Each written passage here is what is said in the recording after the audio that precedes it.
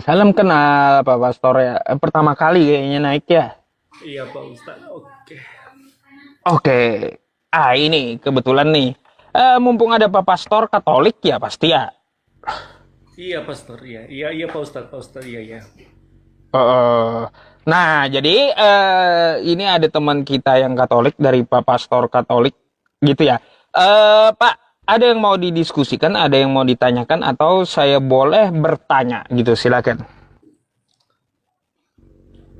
Iya, ingin bertanya aja sama Pak Ustadz. Silakan, silakan. Oke, baik Pak Ustadz, apakah di dalam keyakinan Muslim itu surga ada ya?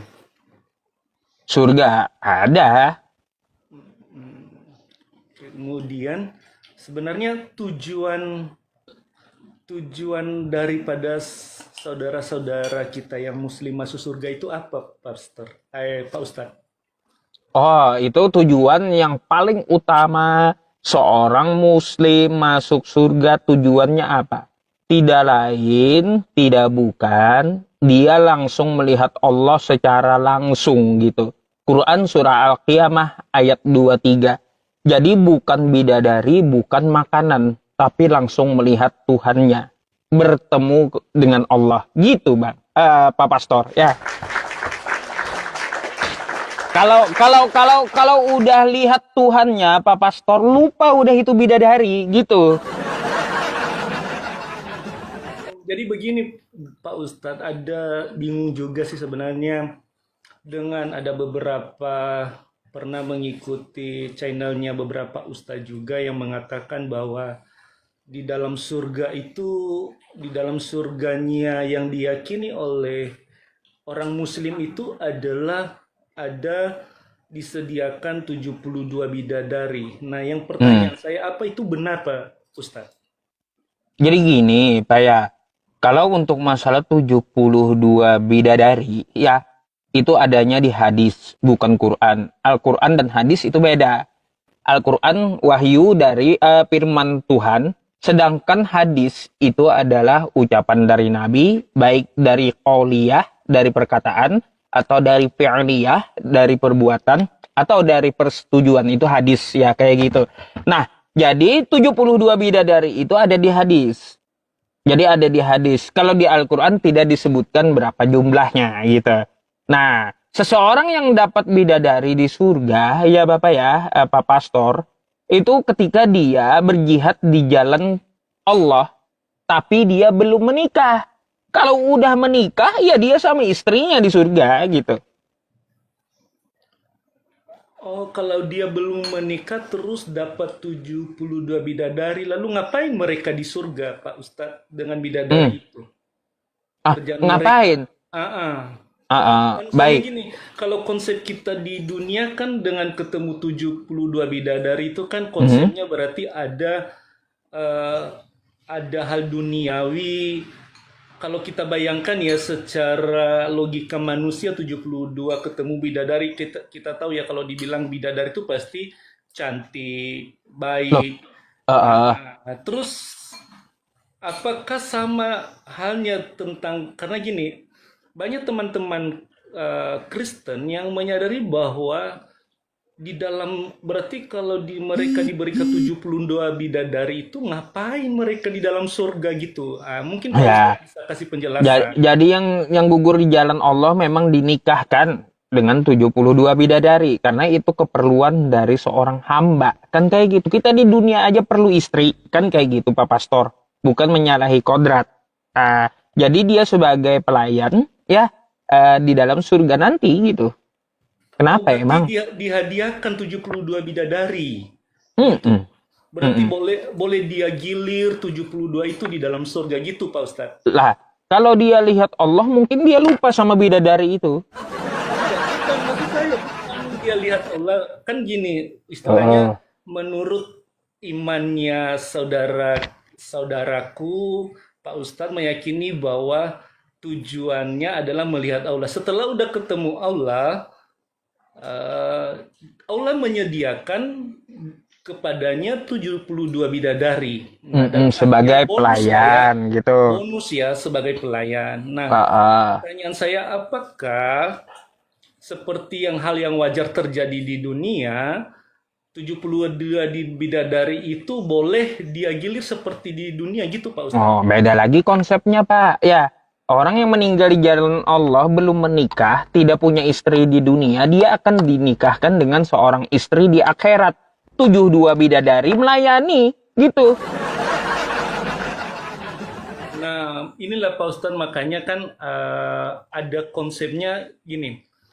Konsep di dalam Muslim, di dalam Oh. kekristenan dengan di dalam Islam, konsep surga itu berbeda gitu Pak Ustadz. Bukan beda, konsep Yesus sama dengan Islam. Karena Yesus janjikan 100 istri, dan Yesus pun kawin, gitu. Enggak, maksudnya begini Pak Ustadz. Jadi Mm-mm. konsepnya berbeda. Kalau di dalam Kristen, di dalam surga itu, makanya makanya bingung ya. Bingung begini. Di dalam Islam masih ada hawa nafsu bisa dibawa di dalam surga, itu yang sampai hari ini tidak logis loh gitu. Loh, Tidak logis. Nah, kenapa nggak kalau di logis, dalam Pak? ah, Kenapa nggak logis di kitab Anda Yesus pun kawin dan janjikan 100 istri? Gimana sih? nah, inilah kegagalan Pak Ustadz memahami Injil. Oh, Nah, ya, jadi makanya saya jelaskan, kalau di dalam Kristen tidak ada yang namanya kedagingan itu. Tubuh manusia itu ketika masuk ke dalam surga sudah diubah dengan tubuh kemuliaan Pak Ustadz. Tidak ada hmm, lagi rasa lapar, haus, nafsu mengingini seseorang, tidak hmm, ada. hmm, Nah, hmm, inilah hmm. konsep yang menurut kami secara logika sampai hari ini tidak masuk akal, dengan apa ya, tidak menerima bagaimana apa bedanya di dunia gitu, apalagi dikasih 72 Ya bidadari udah, kalau gitu gitu saya kan. mau tanya gini, Pak Pastor ya. Silakan Pak Ustaz. Nih, tanya. Ini kitab Anda ya, Oke. ya. Matius 19:29 ya. Oke.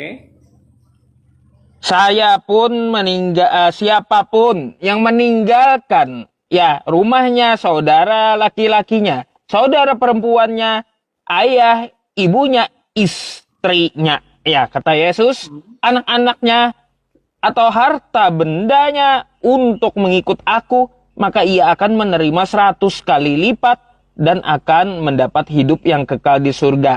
100 kali lipat istri yang dijanjikan Yesus itu buat apa, Pak Pastor? Pak Ustadz, Pak Hmm. Ustadz, dulu waktu Bapak sekolah ngerti kan tentang ejaan tulisan ya. Di situ Mm-mm. tujuannya bukan istri, itu hidup yang kekal Pak Ustadz. Loh, Nah, terus saya ini mau salah jelaskan pada gitu. Pak, Nih, Iya Pak Ustadz, dengarkan dulu ya. ah, Karena yang dimaksud di situ Pak Ustadz, kalau ah, seorang yang percaya kepada Yesus mengikut dia, kita tahu Pak Ustadz, kalau dia seseorang Muslim, menerima Yesus, dia pasti dibuang oleh keluarganya. Betul nggak Pak mm-mm, Ustadz? Dilepaskan jadi saudara, mm-mm. dilepaskan hak warisan, tidak punya. Nah, Iya, Yesus berkata, jangan takut. Engkau ah, akan menerima, ada saudaramu 100 kali lipat yang bisa menerima ah, keberadaanmu.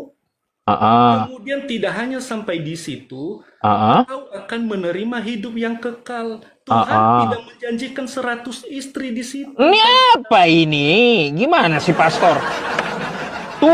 Tuhan tidak menjanjikan 100 istri, tetap aja tulisannya 100 istri, Pak Pastor. Nah, dengarkan Pak Ustadz, Aduh. makanya inilah Heeh. kegagalan daripada saudara-saudaraku Muslim di situ. Yesus tidak pernah menjanjikan 100 istri, tapi yang dia masukkan di situ, kalau engkau ikut aku, konsekuensinya kamu dibuang oleh keluarga kandungmu, maka ada keluarga-keluarga di dalam Tuhan yang akan menyambut Anda. Itu Terus istri itu maksudnya. buat apa, Pak Pastor? Istri. Oke, saya jelaskan ya Pak Ustadz ya. Misalnya Pak Ustadz nih, masuk Hmm. Kristen, Pak Ustadz punya istri, lalu istri Pak Ustadz tidak setuju Saya dong. Kalau tinggalkan, begitu, ya. ya tinggalkan istrimu kan. Oh, Nah, kemudian jangan takut, ya, oh, jangan takut akan ada orang yang menerima Anda sebagai saudara seiman di dalam Tuhan. bukan saudara seiman, istri gimana cerita istrinya? Nah, dengarkan Pak Ustadz, jangan hanya Oh, oh. potong di dalam istrinya. Coba lihat setiap yang meninggalkan rumahnya, Hmm. saudaranya, Oh, ayahnya, oh, ibunya, oh. bahkan Terus? termasuk istrinya. Oh, Nah, jadi jangan hanya fokus kalau Pak Ustadz mengambil kata istri berarti ayah dan ibunya 100 juga. iya. Makanya inilah kegagalan Pak Ustadz Mm-mm. memahami Injil itu. Mm-mm. Kalau Pak Ustadz membaca utuh ayat itu, berarti tidak terlepas meninggalkan rumahnya, Mm-mm. meninggalkan keluarganya, Mm-mm. meninggalkan ayah dan ibunya, Mm-mm. bahkan meninggalkan istrinya demi mengikut Tuhan Yesus, Mm-mm. maka akan ada orang yang menerima dia sebagai keluarga, yaitu adalah orang-orang yang seiman yang sudah percaya kepada Yesus. Oh, ya Kemudian sudah. dia akan menerima hidup yang kekal. Itu Mm-mm. kan dijanjikan 72 bidadari, Pak Oh, Ustadz. bukan itu yang saya bahas. 100 kali lipat istrinya itu apa maksudnya gitu? Nah, itulah yang saya jelaskan, Pak Ustadz. Mm-mm. Iya, yang saya Gimana? jelaskan Yang tadi. saya minta Anda jelaskan 100 kali lipat istri. Apa maksudnya? Yesus menjanjikan 100 kali lipat istri. Apakah istrinya 100 kali lipat atau Dan kayak gimana Pak gitu? Ustadz, dengarkan ya baik-baik. Oke, mudah-mudahan Pak Ustadz tidak salah paham lagi karena Pak Ustadz ini kan menafsirkan kitab yang bukan yang diyakini Pak Ustadz. Pak Ustadz melihat dari kacamata yang lain, makanya saya menjelaskan dari sudut pandang Bible itu sendiri. Oh Di iya, dalam gini kalimat ini Pak Bapak, Ustadz, Pak dengarkan Pastor. dulu Pak Ustadz, di dalam Gini, kalimat bentar Pak ini Pastor. Saya hanya meninggalkan menanggapi. rumahnya, Ya, meninggalkan ayahnya, saudaranya, ayah dan ibunya, bahkan meninggalkan istrinya. Itu yang saya katakan tadi, kalau Pak Ustadz misalnya menerima Yesus nih, menjadi murid Yesus, pengikut Yesus, hmm, otomatis keluarga Pak Ustadz kan nggak menerima Pak Ustadz kan? mm-mm, Itu udah prinsip itu dibuang. Bahkan mm, istri Pak Ustadz juga meninggal ini kan. mm. Nah kata Yesus jangan takut. Ya, terus? Jangan takut engkau akan bertemu keluargamu 100 kali lipat lebih daripada Oh, oh. itu. Ya maksudnya 100 kali lipat ayahnya, ibunya, istrinya kayak gimana? Maksudnya itu yang saya maksud. Nah maksudnya ini Pak Ustadz, jangan takut mengambil resiko mengikut Yesus. Karena ada orang yang lebih baik menerima Anda sebagai keluarga. Ya, ini janji Yesus ya untuk menggantikan 100 kali lipat istri dan akan memperoleh hidup yang kekal. Ngapain mereka di sorga itu Tidak, dengan istri tidak, ngapain? tidak, bukan menjanjikan 100 istri. Yang dijanjikan Yesus di situ adalah hidup yang kekal. Dan akan ada orang yang menerima Anda sebagai saudara seiman. Itu Pak Ah, Ustadz. ah, Jadi ah. jangan gagal paham Pak Ustadz. Iya, Jadi Yesus di Bapak yang dalam gagal itu. paham. Bapak gagal paham. Kalau saudara oke diterima 100 kali lipat. Ya, 100 Iya, saudara. itu banyak saudara yang menerima Iya, Anda. oke. Nah, istrinya kayak gimana? 100 istri juga gitu. Kalau kami Pak Wah, Ustadz, dengar Pak Ustadz ya, Yesus mengajarkan monogami, dia tidak mengajarkan poligami, apalagi 100 istri. Loh, Yesus Makanya di dalam baik. kekristenan, orang Kristen hanya menikah satu kali kalau dia bercerai dan nikah lagi. Bahkan Bible mengatakan, ia selama ia menikah, ia hidup di dalam perzinahan. Nah ini kegagalan Pak Ustadz memahami daripada Bible itu sendiri. Ah, Nah, yang iya, dijanjikan di situ saya poinnya, sekarang dengarkan saya dulu Pak Ustadz, tanggapi. dengarkan dulu. Ya, Poinnya di situ adalah engkau akan menerima hidup yang kekal. Beda dengan surganya dari Pak Ustadz. Ada oh 72 beda. bidadari Memang tadi. Bapak, Nah, kalau di tempat kami kurang, bukan 100 gitu, cuma 72 gitu loh, Pak. Ya. Nah, yang gagal pahamnya Pak Pastor di sini, Anda baca betul-betul. Anda menjelaskan kalau ada yang keluar Islam ikut Yesus maka akan ada terima katanya ya 100 saudara. Oke, saudaranya 100 saudara banyak akan dapat lagi kan ketika keluar dari Islam. Ini istri kayak gimana? Istri kayak gimana? Setelah keluar dari Islam langsung dapat 100 istri gitu di Kristen. Kayak gimana? Bukan begitu konsepnya, makanya itu kegagalannya Pak Ustadz memahami ayatnya. Kalau Pak Ustadz membaca utuh ayat itu, nah maka kesimpulannya adalah penekanannya adalah di hidup yang kekal. Terus di atas itu adalah meyakinkan bahwa jangan takut engkau dibuang oleh keluargamu, oleh istrimu, oleh anak-anakmu hanya karena engkau beriman kepada Yesus. Itu Pak Ustadz. Tapi Yesus tidak pernah menjanjikan 100 istri. Itu fitnah besar gitulah. Oh, kalau saya fitnah, Pak Pastor, kalau saya fitnah berarti ini tukang tulisnya salah gitu. Tapi itu bukan artinya seperti yang Pak Ustadz jelaskan. Ya baik. Kalau anda tetap ngotot, Pak Pastor. Pak Ustadz, baik. Pak Ustadz berusaha melihat Bible berdasarkan keinginan Pak Ustadz. Bukan keinginan saya, sesuai tulisan yang tertulis. Iya, tapi itu tidak dijelaskan maknanya. Ya, artinya gini. Artinya, Anda tidak menerima penjelasannya dan memaksakan dari pandanganmu. Sekarang yang saya mau tanya, itu surga kalian itu kalau ada hubungan di sana, apa bedanya dengan di dunia? Jangan-jangan surga ece-ece. Bapak, Yesus pun kawin di surga gimana sih? Dari mana? Pak Ustadz, Pak Pastor, masa sama kitab sendiri kagak tahu. Sini saya bukakan dah, ya. Buka, mana? Yesus kawin udah dibilang juga. Tuh. Wah, ketawa udah ibunya. Nih, Wahyu 19:7. Ya, marilah kita bersukacita dan bersorak-sorai dan memuliakan Dia. Karena hari perkawinan anak domba telah tiba dan pengantinnya telah siap sedia. Siapa anak domba? Yesus. Buat apa dia kawin di surga?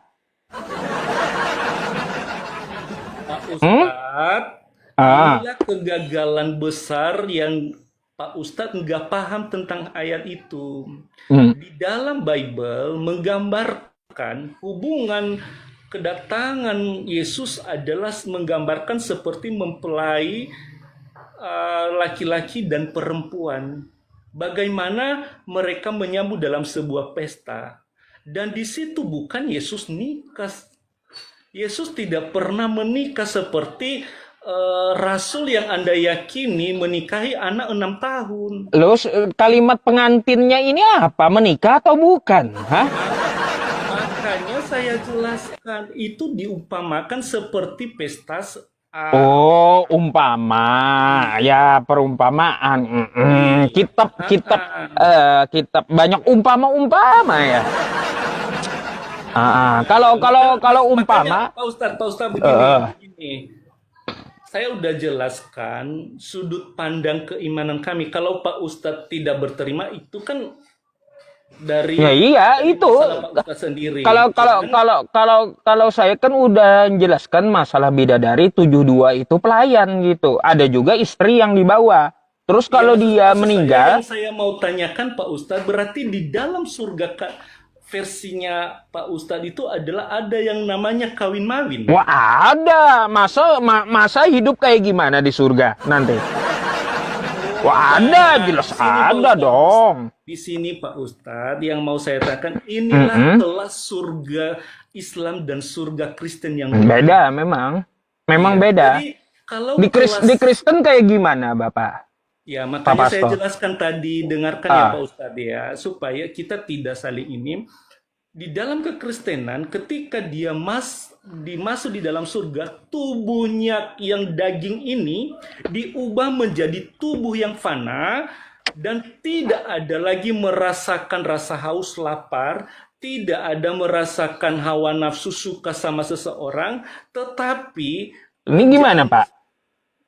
nah saya udah Kawin jelaskan ini. tadi. Saya udah jelaskan. Perkawinan loh, kawin dia Yesus, Pak. Nah, makanya Pak Ustadz Ya.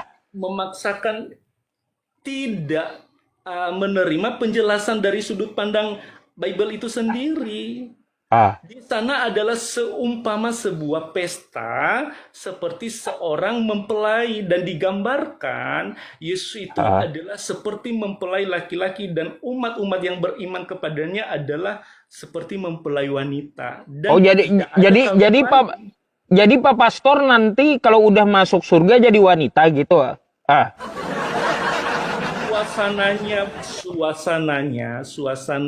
Suasananya. Jadi di dalam kekristenan, di dalam kekristenan tidak ada yang namanya kawin, tidak ada kedagingan, tapi Bible mengajarkan di sana adalah tugas mereka adalah hanya menyembah, memuji, menyanyikan Menyembah. pujian untuk menganggungkan nama Tuhan. Nggak ada jasad.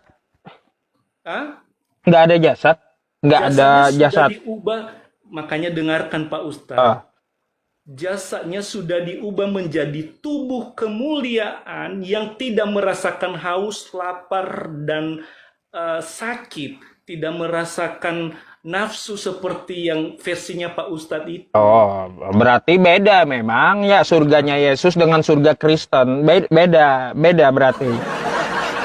Pak Pendeta, bentar ya. Anda coba Anda baca lengkap gitu ya kitab Anda itu. Yesus mengatakan ada makan dan minum di surga. Gimana sih? Itu kan versinya Pak Ustadz. Makanya saya bilang, aduh bentar nih saya tunjukkan sama Anda. Yesus saja mengatakan makan dan minum, bentar ya. Di surga Anda itu. Gimana sih? Heran saya. Bentar. Sama Anda ya. Nih. Hidup seperti roh. Nih, Pak Pastor ya. Matius 8. Nomor berapa nih Pak Pastor? Ya, nomor 11. Ya. Matius 8 tuh, nomor 11. Aku berkata kepadamu, kata Yesus, banyak orang yang akan datang dari timur dan barat dan duduk makan bersama-sama Abraham, Ishak, dan Yakub dalam kerajaan sorga.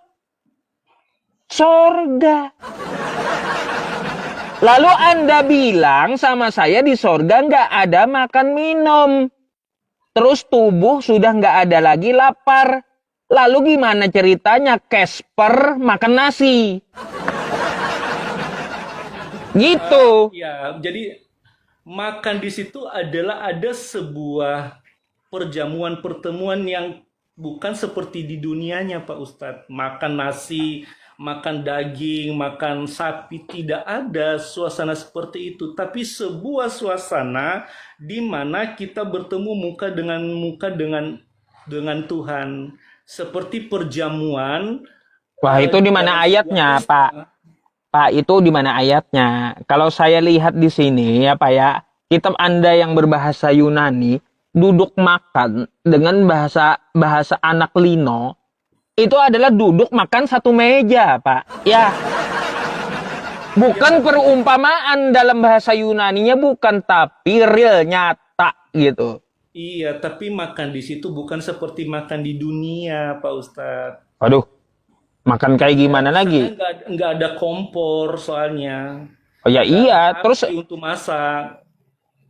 kalau di surga ada kompor, ada minyak goreng, ada bawang, nggak ada itu di surga. Terus ini makan apa mereka? Duduk makan makanannya real dalam bahasa aslinya tuh ya. Itu adalah mereka bersama-sama bersekutu di dalam persekutuan yang indah, menyembah Tuhan, bukan lagi makan. Waduh. Makan artinya bersekutu, udah beda bahasa. Ya makanya dijelaskan ke Pak Ustadz di dalam Bible menjelaskan di dalam surga tidak ada lagi kawin, apalagi makan, nggak ada lagi apalagi kawin mawin kan, nggak ada. Itu gimana ceritanya, Pak? Di sini duduk makan. Saya tanya dulu, di surga Anda ada hewan nggak? Nggak ada. Singa makan rumput gimana? Ini apa? Singa makan rumput di surga Anda. Katanya nggak ada makan, gimana sih? Nggak ada rumput di dalam surga. Jadi begini Pak Ustadz ya, lebih kepada kedagingan tadi lah ya.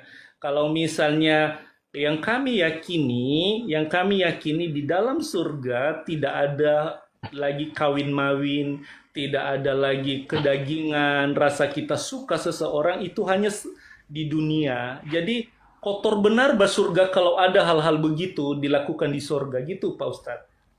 Aduh, gimana sih Pak? Itu duduk makan, bahasanya anak lino makan Pak. Ada yang dimakan di surga gitu. Gimana sih Bapak? Coba pahami kitab Anda dalam bahasa aslinya. Anak lino itu Bapak adalah makan dengan sesuatu yang disuap ke mulut. Itu adalah bukan seperti Pak Ustadz makan habis puasa lalu makan. Bukan itu maknanya. Lalu makan tadi perumpamaan pula gitu. Ya, makan adalah suasana bertemu muka dengan Musa, dengan Allah, dengan semua para kudusnya Tuhan. Baik. Kalau seperti itu Pak, saya nggak mau pakai asumsi. Silakan Anda tunjukkan dari kitab Anda makan itu adalah bertemu Nabi Musa gitu. Silakan. Tadi yang Ustadz tunjukkan itu. Itu kan makan bersama dalam satu meja dengan Yakub dan Abraham. Yang Kristen pahami itu adalah bukan makan seperti versinya Pak Ustadz. Ya itu, memang surga Islam dengan surga Yesus sama Pak. Tapi surga Kristen beda gitu, aneh. Oke, jadi Pak Ustadz mungkin di sini kita ada perbedaan pendapat. Mungkin kemudian boleh di sini kalau kita mengejar tidak ada titik temu. Oke lah itu surganya Pak Ustadz. Inilah surga yang kami yakini. Saya pikir biarlah itu masing-masing kita renungkan Pak Ustadz. Kalau kita mencari saya paling benar, mungkin kita hanya saling berbagi. Jadi saya semakin tahu juga, karena sumber utamanya adalah langsung Pak Ustadz. Ternyata di dalam surganya yang diyakini oleh Pak Ustadz adalah masih bisa melakukan dalam tanda petik adalah kawin mawin. Jadi itu aja perbedaan kita. Nah, mungkin ada pertanyaan saya Pak Ustadz. Apa tuh? Kenapa di dalam Muslim sendiri begitu meneladani Nabi utusan yang diyakini itu adalah Muhammad? Nah, kalau kita lihat Muhammad kan dia pernah menikahi anak di bawah umur. Nah, kenapa masih hal seperti ini masih disanjung-sanjung loh Pak Ustadz gitu. Saya bukan ini ya, cuman minta penjelasan dari Pak Ustadz, apakah itu dihalalkan gitulah. Maksudnya gini, figurnya kenapa nggak memberikan contoh yang baik, begini. Justru ada hal yang menurut saya seorang nabi cacat kenabiannya di situ, kerasulannya. Gitu, Pak baik. Ustadz. Mungkin bisa jelaskan karena kurang pemahaman saya. Tapi saya mau tanya dulu Pak, ya memangnya ada batasan umur dari nabi-nabi atau Yesus gitu menikah umur berapa aja? Maksudnya gimana Pak Ustadz? Ada nggak batasan dari Yesus ya tidak boleh menikahi umur sekian, atau batasan dari para nabi ya di kitab para nabi bahwa tidak boleh menikahi umur sekian, ada nggak batasannya? Ya batasannya kan ya ketika orang sudah dewasa lah, wajar lah dia menikah. Itu di mana datanya? Kalau udah dewasa, di mana di kitab Anda? Nggak ada di kitab Anda Pak batasan umur berapa, berapanya nggak ada. Bentar Pak, saya akan tanggapi gitu, akan tanggapi apa yang Anda katakan. Jadi di kitab Anda ya, termasuk ajaran Yesus tidak ada membatasi umur berapa seorang wanita itu bisa dinikahi. Nggak ada gitu. Yesus bilang nggak ada. Ya, dan di kitab Anda, di kitab para nabi nggak ada. Ya, hal itu pun terjadi dengan Kristen. Contohnya di Raja Inggris tuh, menikahi dengan anak-anak banyak terjadi di zaman dulu. Itu adalah hal yang wajar. Terus lagi pula di zaman Nabi kami, ya Pak ya, tidak ada musuh Nabi kami itu menyerang, Nabi kamu nikahi anak kecil, nggak ada. Karena itu adalah sesuatu yang lumrah dan tidak ada batasan. Gimana sih? Baru-baru aja setelah dihukum Indonesia, ya, yang kekinian di modern, ada batasan menikah menurut hukum negara, baru ada batasannya gitu. Kalau dulu mana ada para nabi nggak ada gitu. Nah terus Pak ya, kalau kita lihat Ribka aja dinikahi Ishak umur 3 tahun. Terus Yesus juga menikahi Maria umur 3 tahun loh. Bapak Yesus menikahi mereka kayaknya salah literaturnya Pak Ustadz tuh. Ya Yesus udah, gini. Ya, Bapak sebentar. Ya, literaturnya kayaknya salah Pak Ustadz. Coba diperbaiki. Yesus oke. nikah sama Maria. Maksudnya siapa? Ini Kristen dengan Yahudi yang meneliti. Ya, Anda bisa beli bukunya. Ya, dan langsung berapa juta dolar mereka habis untuk meneliti Yesus. Ya. Ini satu bukti gitu bahwa Yesus menikah, bahkan dia berpoligami kata mereka nih. Bentar ya, nih. Teman-teman, bentar ya. Nih, Pak. Nih hasil penelitian kubur dan keluarga Yesus dengan genetik dan yang lain-lainnya. Yang meneliti Kristen sendiri dan Yahudi. Ya, mereka mengambil kesimpulannya. Bentar Bapak, saya kasih tahu dulu sama Anda. Namanya itu menurut saya data yang Pak Ustadz itu kalau misalnya menikah Yesus itu saya tidak percaya dengan hal itu karena memang di dalam Bible sendiri tidak pernah menjelaskan hal itu. Kalaupun misalnya ada datanya Pak Ustadz, berarti itu data di luar Bible Pak Ustadz. Oh, gini Pak, sabar dulu. Apa yang dijelaskan oleh penelitinya? Lain kalau Bible dia kebenaran tunggal, lain dengan kalau di dalam kitab Pak Ustadz ada Quran, ada hadis. Jadi di luar Al-Quran ada kebenaran lain. Tapi kalau di dalam Bible, dia kebenaran tunggal. Dia tidak perlu pendukung Pak Ustadz. Jadi kalau Pak Ustadz menjelaskan ini, ya itu kan versinya Pak Ustadz. Tapi di dalam Bible sendiri. Pak, sorry, Anda dari tadi bawa versinya saya, bukan ini versinya peneliti Kristen. Iya. Gimana sih? Artinya dari data Pak Ustadz sendiri, bukan dari Bible mengatakan itu menggunakan data yang di luar Bible. Jadi kekristenan tidak mengakui kecuali misalnya Pak Ustadz menggunakan ayat yang ada di dalam Alkitab. Karena kalau di dalam kami, kitab suci kekristenan adalah dia kebenaran tunggal Pak Ustadz. Bukan kayak di Pak Ustadz. Jadi bingung, ada beberapa saya ikut panel. Jadi selain Al-Quran ada hadis yang mendampingi daripada Quran itu sendiri. Itu panjang, nanti saya jelaskan sama Bapak ya. Cuma saya hanya mau menjelaskan kepada Bapak tidak ada batasan umur baik dari ajaran Yesus atau ajaran para nabi. Mau setahun atau 2 tahun nggak ada batasan menikahi seorang wanita. Belum Bapak, sabar dulu. Ya. Terus tadi saya juga mau menyampaikan Yesus menurut peneliti Kristen dia menikah dengan Maria di umur 3 tahun, ya Marianya serta ya berpoligami. Nah, begini Bapak, ada ayat lain, ya ada ayat lain. Ini saya bacakan saja kepada Anda, gitu ya. Pak Ustadz, izin dulu sebelum masuk ke ayat lain, kita tuntaskan dulu. Kalau Pak Ustadz tadi mengatakan tidak ada batasan lain. Nah, menurut saya inilah kekeliruan daripada para Ustadz tidak memberikan pendidikan yang baik, ya menurut saya. Kenapa mengatakan nikah itu nggak ada batasan? Logikanya Pak Ustadz, kalau orang menikah itu berarti seseorang itu udah siap menikah, artinya di dalam pernikahan itu kan yang dihasilkan adalah keturunan. Nah, kalau anak di bawah umur 6 tahun, reproduksinya itu belum bisa. Nah, maksud saya harusnya pendakwa itu memberikan memberikan sebuah standar, bukan yang begini. Kalau nikah itu nggak ada batasan. Menurut saya ini Baik, yang keliru. Pak, tadi Anda dengar nggak penjelasan saya, Pak Pastor? Menikah itu nggak ada batasan di zaman dulu. Makanya Yesus pun tidak membatasi gitu loh. Itu zaman dulu.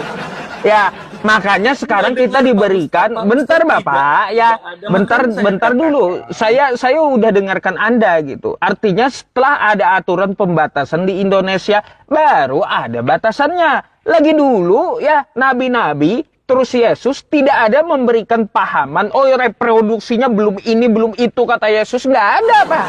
Ya, nggak ada. Begitu pula ya sampai ke zaman Nabi Muhammad. Baru setelah Islam datang ya, setelah masa haid datang ya, wanita boleh menikah. Aturannya baru ada di Islam gitu. Gimana sih?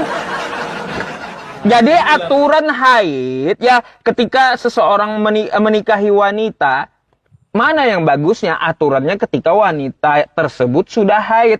Itu aturan Islam, malah Islam yang ngaturnya, Yesus nggak ada gitu. Berkaitan tentang masalah gini Pak ya, saya mau tunjukkan sesuatu Pak sama Anda ya. Kenapa saya bilang nggak ada batasannya gitu ya. Ini Pak ya, ini saya nggak tahu, ini cuma hanya sebuah tulisan dari artikel Kristen ya gitu ya. Nih, kata Yesus seperti apa ya. Ini Markus 6, 18, 19 gitu ya. Ini saya baca dulu. Istriku yang paling muda, kata Yesus, ialah Maria yang berumur 3 tahun. Ya, tidak tahan nafsuku melihat popok Maria. Oh indahnya, kan kayak gitu. Cuma ini gini, belum selesai Bapak, belum selesai. Belum selesai. Iya, saya tahu. Pak Ustadz Bapak, Pak Pastor, bukan Bible. Pak Pastor, ini Markus, ya Markus bukan Bible gitu. Pak Ustadz, boleh buka Alkitab dengan Markus 6 di dalam buku. Itu bukan isinya Pak Ustadz. Nah, makanya saya udah tahu Anda pasti membantah kayak gitu, Pak Pastor ya. Makanya dibaca keterangannya ya. Ya, dibaca keterangannya. Alkitab terbitan Bapak sebentar, makanya banyak membaca gitu tentang kitab Anda. Alkitab terbitan 1928 sebelum akhirnya diedit Pak oleh pendeta Albert de Meyer dari Gereja Reformis Belanda yang melakukan perubahan total terhadap Injil. Pak Ustadz ini sendiri aja enggak valid, makanya aku berkatakan Loh, tadi. kok enggak valid? Kebenaran tunggal Pak Ustadz. Alkitab itu kebenaran tunggal, dia enggak ganda seperti di dalam kitab saudaraku. Pak, makanya Pak, saya bacakan sampai selesai baru Anda ngotot gitu ya. Anda belum beres gitu, Pak Pastor ya. Belum selesai. Pasti Anda tidak setuju, saya udah tahu, Bapak. Saya udah tahu Anda tidak akan setuju, makanya dengarkan gitu. Mari kita baca dari mana ini datangnya. Ya, karena literasi yang Pak Ustadz itu adalah bukan sebuah kebenaran. Baik, sekarang gini, baik. Kalau ini bukan sebuah kebenaran, mari kita baca ya. Apa yang dikatakan di sini tentang Markus tadi? Alkitab terbitan 1928 sebelum akhirnya diedit ya oleh pendeta Albert de Meyer dari Gereja Reformis Belanda. Pak Ustadz, bentar Bapak, mari kita baca dulu biar sebelum Anda ngotot. Belum. Makanya ini belum selesai, Pak Pendeta, dari mana ayatnya tadi gitu. Oke? Pak Pastor, mari kita baca dulu ya. Pak, dengarkan dulu Bapak. Setelah selesai tulisannya baru Anda silakan Anda ngotot gitu ya. Oke? Tadi saya dengarkan Anda, jadi dengarkan dulu, baca dulu sampai selesai tulisannya gitu ya. Oke? Nah, jadi yang mengedit ini adalah pendeta dari Belanda ya, kayak gitu. Dari Alkitab ya. Terus ini Pak Pastor ya, kitab terbitan 1928 ini ya, yang aslinya tersimpan di National Bibliothek Vienna, Australia. Ada aslinya ayat yang tadi, Pak Pastor. Anda siapa gitu? Ini pendeta bukan kaleng-kaleng dan Jadi tersimpan begini. aslinya di Jadi Australia. begini. Gimana sih? Kalau Pak Ustadz mau melebeli Ah, itu urusan Pak Ustadz. Jadi begini Pak Ustadz, saya aja juga bisa menulis buku dan mengatakan hal yang lain tentang bukan yang sebenarnya. Makanya saya katakan tadi, Alkitab itu adalah kebenaran tunggal. Kalau misalnya Pak Ustadz menemukan kebenaran di luar daripada sumber Alkitab yang tertulis saat ini, berarti itu di luar Alkitab Pak Ustadz. Enggak ya seperti kalau kita. gini aja, Pak Pastor, saya nggak masalah itu kan paham dari Anda, atau saya hanya membacakan yang tertulis. Jadi maksud saya ini gini Yang Pak Pak Pastor, Ustadz bacakan itu bukan sumber utama. silakan Anda Itu tolak. sumber lain. Gini, silakan tolak Enggak, sendiri saya mau kitab katakan. Anda gitu. Saya mau Tolak katakan, tolak sendiri aja Pak kami Pastor, itu- kitab Anda boleh gitu. Alkitab Saya nggak kalau ngelarang. dipahami tidak perlu dibantu oleh hadis-hadis lain. Jadi apa yang Pak Ustadz ungkapkan itu tadi tidak ada tertulis di dalam Alkitab. Gitu Pak Ustadz. Loh, Oke, jadi itu aslinya ada. Gimana sih? Tidak tertulis kayak gimana? Aslinya disimpan di Austria, makanya baca Pak Pastor. maksudnya Pak Ustadz, bisa aja Aduh, juga aduh. orang mengklaim seperti itu aslinya ada di sini. Jadi tapi tidak ada di dalam Alkitab. Loh, itu Tidak kitab ada tertulis aslinya, Alkitab aslinya Pak, dibilangnya. Astagfirullah. Ya Alkitab makanya aslinya ada disimpan di Austria tentang teksnya. Gimana sih? Makanya saya katakan data yang Anda pakai itu adalah di luar Alkitab sendiri. Jadi bagi keimanan Kristen tidak menerima data sekalipun ada orang yang menelitinya, bisa namanya juga meneliti pendapat manusia Pak Ustadz. Kalau dia nggak suka bisa dia belokkan artinya. Ya, Tapi kalau saya gini, Pak Pastor, nggak masalah Anda mau menolak kitab Anda sendiri, saya no problem gitu. bukan Jadi begini, persoalan maksud karena saya memang sama yang Pak Anda. Ustadz jelaskan tidak ada di dalam Bible. Jadi begini, Pak Pastor, ya maksud saya, buat apa kita ribut-ribut tentang masalah itu gitu. Di dalam Islam pun ya Nabi Muhammad menikahi Aisyah itu ada beberapa versi. Ada yang dalam hadis lain umurnya berapa? 16 sampai 19 tahun. Gimana sih? Jadi yang mana yang betul ya Pak Pastor? Dari cerita hadis-hadis kami itu yang menyebutkan umur cuma satu hadis. Terus kalau kita tinjau dari hadis yang lainnya, perang Uhud itu boleh diikuti di umur 15 tahun. Sedangkan Aisyah ikut perang Uhud. Jadi saat perang Uhud saja dia udah umurnya 15 tahun toh. Kayak gimana sih? Ya, maksud saya maksudnya gini tadi Pak Ustadz.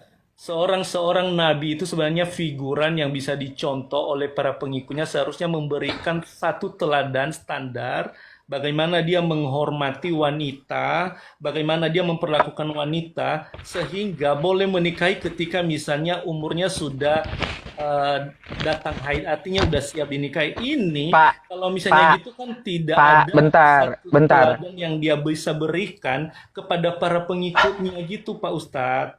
Pak, yang mengatur wanita boleh dinikahi waktu haid itu Islam. Ingat itu. Kalau Kristen nggak ada aturan mau menikahi umur setahun, 2 tahun, 3 tahun. Ya, yang mengatur itu malah Islam. Ketika wanita haid boleh dinikahi. Di Kristen Yesus kagak ada menjelaskan berapa batasan umur. Nggak ada. Di kitab para nabi nggak ada. Malah Nabi Muhammad yang menjelaskan bahwa wanita ya dinikahi itu boleh waktu ketika haid. Malah Islam gitu untuk mengatur. Gimana sih? Ya makanya dari penjelasan Pak Ustadz sendiri aja bertolak belakang. Kalau memang itu Muhammad yang mengatur itu, tapi kenapa dia menikahi Aisyah di umur 6 tahun? Makanya dengarkan Pak, tadi saya bilang apa? Ada literatur lain, hadis lain yang mengatakan Nabi Muhammad menikahi Aisyah umur 19 tahun. Itu dilihat dari mana? Dilihat dari perang Uhud. Perang Uhud Aisyah itu ikut. perang Uhud itu tidak boleh diikuti di bawah 15 tahun. Lalu dari mana Nabi menikahi umur 6 tahun? Makanya saya bilang ada dua versi. Ada yang bilang umur 19 tahun. Dengarkan penjelasannya gitu. Yang 6 tahun itu satu jalur gitu. Dan yang meriwayatkan Hisham itu juga udah tua. Di atas 75 tahun umur beliau gitu. Yang artinya ingatannya sudah menurun gitu. Ah, itu banyak kritiknya hadis kami itu gitu loh Pak. Lalu mana yang lebih kuat? Jelas Nabi menikahi Aisyah antara 16 sampai 19 tahun dilihat dari umurnya Aisyah ketika ikut perang Uhud. Tidak boleh di bawah 15 tahun. Terus ada satu jalur hadis lagi dari riwayat At-Tabrani ya, diukur dari Aisyah dengan kakaknya. Ketika Nabi kami itu pindah ya Pak ya, bentar ya sedikit saya jelaskan. Nabi kami itu pindah dari Mekah ke Madinah. Lalu Abu Bakar itu punya dua anak. Anak pertama namanya Asma, yang kedua Aisyah yang dinikahi Nabi gitu. Ya. Nah, Asma kakak beradik dengan Aisyah itu selisih umur mereka 10 tahun, Bapak. Ya. 10 tahun gitu. Kakak beradik ini selisih umurnya Asma dengan Aisyah istri Nabi ini ya. Tapi kalau ini kita lihat ya, ketika Nabi kita pindah ke Madinah, umur Asma ini kakaknya Aisyah udah 29 tahun. Kalau dengan adiknya beda 10 tahun. Nah, berapa umur Aisyah? 19 tahun, Bapak. Makanya Jadi oke lah Pak Ustadz. Jadi ginilah, saya sebenarnya tidak mencari kelemahan, cuman pengen tahu kalau misalnya ada dua sumber yang versi menjelaskan ya versi yang berbeda. berbeda. Jadi ini kan penjelasan dari Pak Ustadz juga membuat kami, oh ternyata ada dua versi yang menjelaskan hal itu. Tapi gini sih intinya Pak Pastor ya, saya sampaikan kepada Anda. Kenapa Nabi kami menikahi wanita yang belia? Pertama ya, itu memang bukan keinginan Nabi kami, bukan. Tapi memang dari penawaran orang tuanya. Dari ayahnya sendiri yang menikahkan dengan Nabi kami. Nabi kami nggak ada niat menikahi Aisyah di waktu muda gitu. Ya, yang kedua gunanya Nabi kami itu cerdik dan pintar gitu Pak Pastor. Kenapa? Karena menikahi yang lebih muda itu bagaikan mengukir di batu. Ingatannya kuat gitu. Daripada menikahi yang tua. Bagaikan mengukir di pasir. Nah, terbukti Pak Pastor. 50% hampir gitu ya Pak Pastor. Hadis tentang perempuan berumah tangga. Itu dari Aisyah. Bagaimana Aisyah itu melayani Nabi ya, ketika di kasur, ketika di dapur, ketika menyiapkan makan, ketika bersih-bersih lagi haid, ketika mandi wajib. Itu rata-rata dari Aisyah. Kenapa dari Aisyah? Karena dia muda dan ingatannya kuat gitu.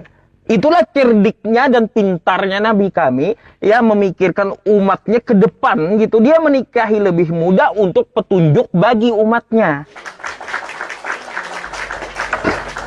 Pak Ustadz, jadi saya hanya bertanya sih sebenarnya dalam hati tadi, kenapa seorang figuran yang ditinggikan tapi seperti kelihatannya memberikan contoh yang tidak pantas bagi generasi saat ini, gitu aja sih Pak Ustadz.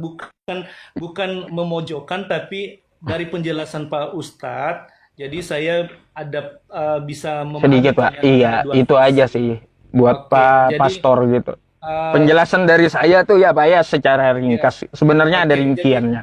Jadi begini Pak Ustadz, kalau kita mau cari perbedaan, persamaan mungkin mustahil. Jadi kita memang ada perbedaan, tapi minimal dengan malam hari ini kita bisa sharing apa yang tidak saya tahu tentang hal itu tadi. Pak Ustadz bisa bagikan. Jadi mungkin itulah Pak yang saya tanyakan Pak Ustadz. Oke, terima kasih buat penjelasannya dan mungkin hanya itu yang saya tanyakan. Terima kasih udah Terima bisa kasih Pak berdiskusi Pastor dengan Pak atas Ustadz. diskusinya. Mohon maaf kalau ada kosakata yang menyinggung ya. Kita kalau dalam berargumen wajar ngotot-ngototan gitu. Ya, Oke. betul. Tapi Oke. kalau udah Betul, Pak selesai debat Ustadz. ya udah. Ya, kita toleransi Iya, Pak kembali Ustadz ya. gitu ya. Baik. Oke, terima kasih Pak Ustadz buat Sama-sama. penjelasannya secara kawan-kawan. Terima kasih Sehat Pak selalu. Pastor. Oke, Sehat silakan. selalu. Saya rungkat ya Pak Ustadz ya. Baik, baik, baik. Selamat istirahat.